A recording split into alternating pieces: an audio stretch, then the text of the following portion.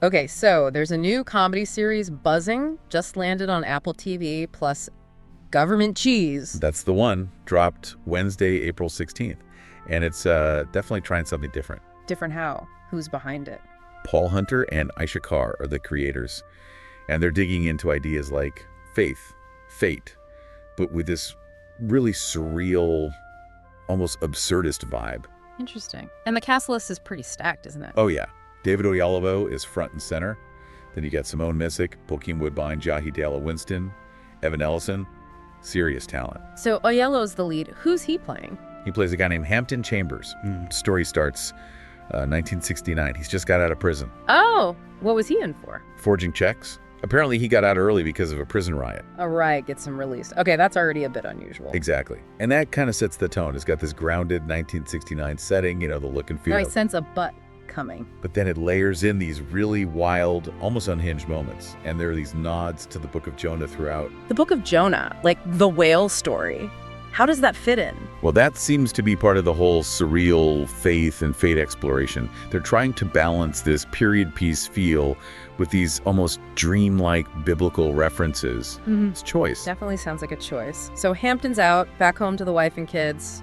Easy transition. Not exactly. His family's totally blindsided. His wife, Astoria, that's Simone Missick, she's not ready. Sends him to the garage. The garage. Rough. What about the kids? Well, his son Harrison's this young revolutionary type, not impressed dad's back. The other son, Einstein, he's kinder. Bit of an oddball, though, obsessed with pole vaulting. Supposedly a genius. Okay, so it's awkward. Does Hampton have a plan, like going straight? Oh, yeah, he's got the ambition. He's invented something in prison.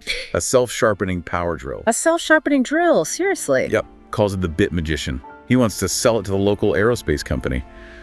Chase that American dream. Right. The classic inventor narrative.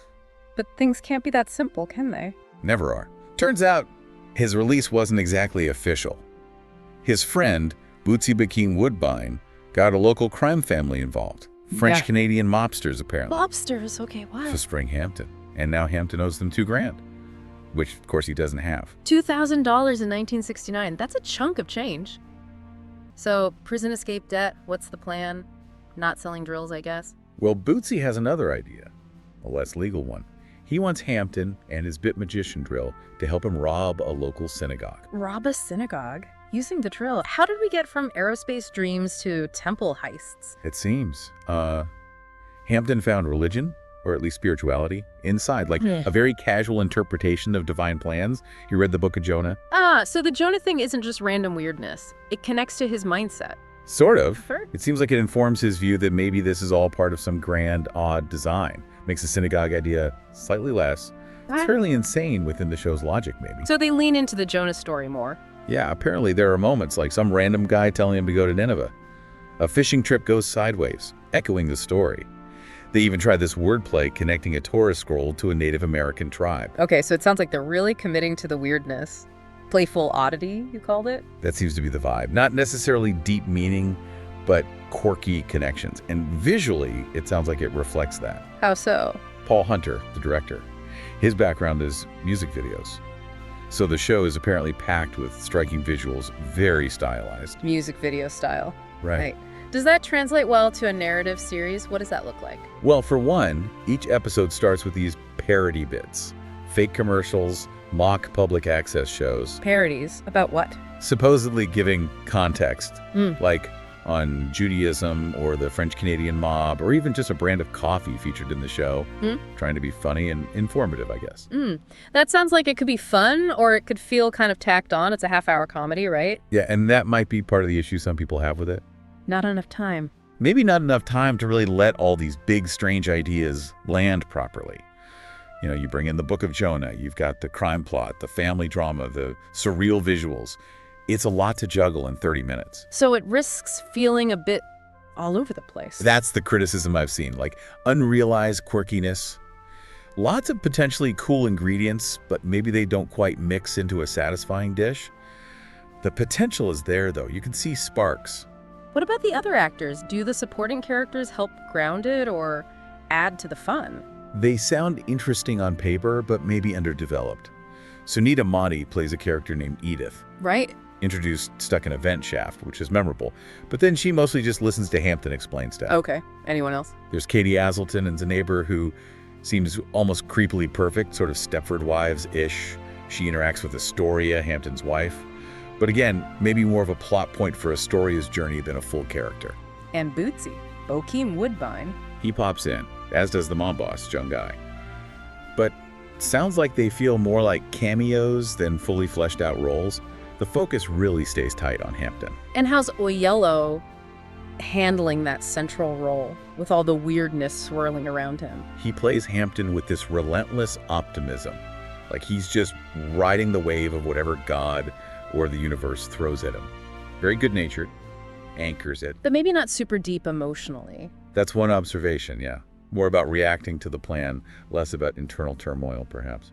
And Simone Missick as Astoria, the wife, you mentioned her earlier, sounds like she's getting positive attention. Definitely. Seems like she's the standout, or at least the most relatable character. She's just constantly, understandably confused and annoyed by everything happening. The audience's stand-in, maybe. Kind of, yeah. The grounded person reacting to the absurdity. She's trying to navigate this bizarre version of the suburbs, and it sounds like her performance really captures that frustration well, even if the show isn't always sure what to do with her beyond reacting. Okay, let's talk about the title again. Government Cheese. Where does that actually come from in the show? It comes up when Astoria is talking about Hampton's mother. She mentions how his mom could make incredible sandwiches using just, well, white bread and government cheese. Ah, okay, so it's about making something good from basic, maybe even rough ingredients. Resourcefulness. Exactly. That resilience. Something Hampton thinks he can do too, with his life, his invention. That makes sense. It adds a layer to the title. It does. But there's an irony there, maybe. Some reviews point out that the show itself has all these great ingredients, the cast, the premise, the visuals. But doesn't quite make that amazing sandwich. That's the critique, yeah. That it doesn't fully blend everything together into something truly satisfying. Potential, but not quite realized. So wrapping up then, Government Cheese, visually distinct thanks to Paul Hunter's background. Lots of surreal touches, the Jonah stuff, those parody intros. Right, and a core performance from Oyelowo that's optimistic, maybe a bit surface level, with Simone Missick really shining as the bewildered wife. But the overall feeling is intriguing ideas, maybe not fully developed, a bit scattered by trying to do too much in a short format. Seems to be the consensus for some, yes. The ambition is clear, mixing that 69 reality with total absurdity, but maybe the execution falters. Those supporting characters sound like missed opportunities, too. And the title ends up feeling a bit ironic, representing making the most of things, while the show itself maybe doesn't quite maximize its own potential ingredients. A fair summary. It really highlights that tightrope walk, doesn't it?